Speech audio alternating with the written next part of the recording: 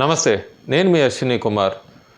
కాంగ్రెస్ కూటమి ఇంకా ఏదో ఆశల పల్లకిలోనే ఊగిసలాడుతోంది.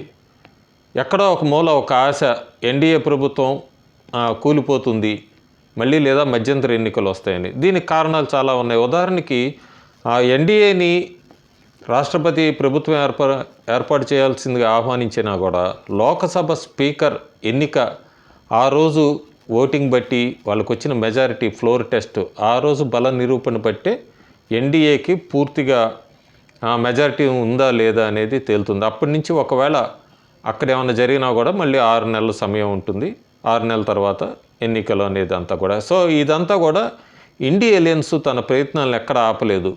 దాదాపు నితీష్ కుమార్ని దొవ్వటానికి ప్రయత్నించింది, అట్లాగే ఆంధ్రప్రదేశ్ ముఖ్యమంత్రి చంద్రబాబు నాయుడిని దొవ్వటానికి ప్రయత్నించింది కాంగ్రెస్ కూటమి. కాంగ్రెస్ సీనియర్ నాయకులు జయరాం రమేష్ వీళ్ళందరూ కూడా మీరు ఒకవేళ లోకసభ స్పీకర్గా మీ తెలుగుదేశం పార్టీ వాళ్ళు ఎవరైనా నుంచుంటే ఇండియా ఎలియన్స్ మద్దతు ఇస్తామంటూ కూడా టీడీపీని దొవ్వటానికి ప్రయత్నించింది. ఎక్కడా కూడా వాళ్ళ ఆశలు ఫలించలేదు. ఎందుకంటే నితీష్ కుమార్ కూడా అట్లాగే చంద్రబాబు నాయుడు మేము ఎన్డీఏతోనే ఉంటాము, బీజేపీ ఏ అభ్యర్థి ఎవరిని ప్రకటిస్తే స్పీకర్గా వాళ్ళకే మా మద్దతు ఉంటుందని కరాఖండిగా చెప్పారు. అయినా కాంగ్రెస్ ఇప్పుడు బీజేపీ ఆ 240 టార్గెట్ నెంబర్ మీద, గెలిచిన ఎంపీల మీద ఫోకస్ పెట్టింది.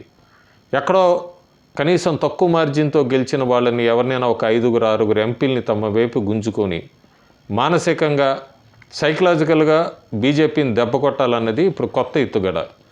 అందుకే టీఎంసీ వెస్ట్ బెంగాల్లో కూడా టీఎంసీ ఎంపీలు మాట్లాడుతూ మాతో బీజేపీ ఎంపీలు 5 నుంచి 6 ఇప్పటికే టచ్లోకి వచ్చారు, ఇంకా మేము ప్రయత్నాలు చేస్తున్నాం అన్నది సోషల్ మీడియాలో ఒక న్యూస్ సర్క్యులేట్ చేస్తున్నారు.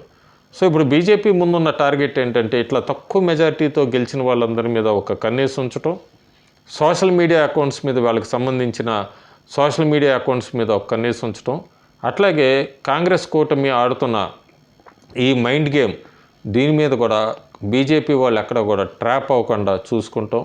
ఇవంతా కూడా లోకసభ స్పీకర్ ఎన్నికలు జరిగేంత వరకు మాత్రం ఇవన్నీ కూడా జాగ్రత్తగా గమనించడం బీజేపీ వాళ్ళ వంతు. కాంగ్రెస్ ఇంకా ప్రయత్నిస్తూనే ఉంది, కూటమి కూడా ప్రయత్నిస్తూనే ఉంది. మిత్రపక్షాలు, కాంగ్రెస్ మిత్రపక్షాలు కూడా ఎక్కడైనా ఎవరికి సాధ్యమైనంత వాళ్ళని కనీసం ఇప్పుడు ప్రభుత్వం పడకపోయినా ఆ నెంబర్ని ఒక 5 నుంచి 6 ఎంపీలని కనీసం గుంజుకోవాలి. అది కూడా నిక్ ఆఫ్ టైంలో లోకసభ స్పీకర్ ఎన్నికల రోజునే బీజేపీకి గట్టిగా షాక్ ఇవ్వాలన్నది కాంగ్రెస్ కూటమి ఆలోచన. అయితే చూడాలి మనం, 26వ తారీఖు లోక్సభ స్పీకర్ ఎన్నిక ఉండొచ్చు అంటున్నారు ప్రస్తుతానికి.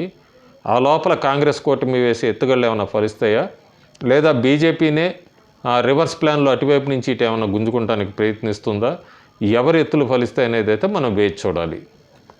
Thank you.